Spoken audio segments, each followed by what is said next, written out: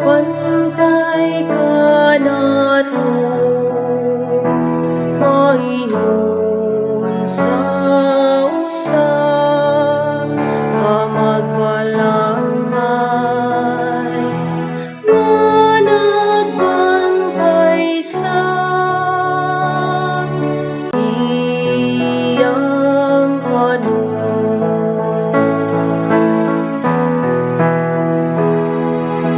Ang Ginoo, magbantay ka nato, maingon sa usa, nga magbalangay, nga nagbantay sa iyang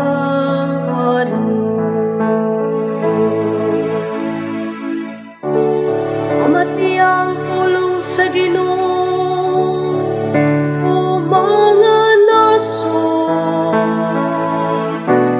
isang yaw kini sa lagyo nga mga yuta, ug hina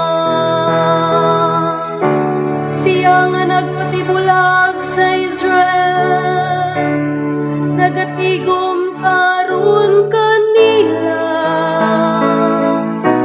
nagabantay siya kanila ingon sa usa ka magbalantay sa iyang panahon.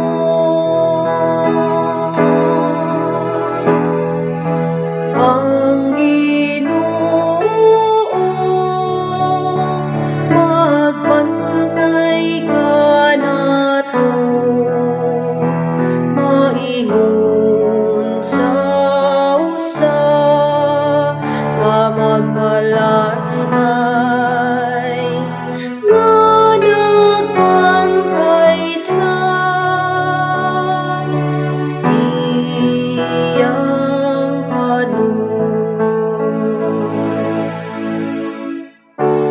Ang Ginoo maglukat ng hapon, magluwas siya kaniya gikan sa kamot sa iyang kaaway. Sa pagsinggit mutungas sila sa katumian sa Sion, magnayan sila ngadto sa mga panalangin sa Ginoo. Ang trigo, ang bino, ug ang lana, ang karnero, ug ang mga baka,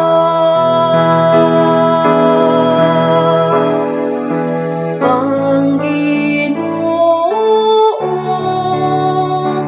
magbantay ka nato, maingon sa usa, nga magbalangay, nga nagbantay sa iyang panahon. Unyang mga dalaga magsadya, ug musaya, ang mga batanon nga mga lalaki, ug usabang mga tigula, himon ko ang ilang pagbangutan, nga kasadya, upayon ko sila, human sa ilang mga kasubo.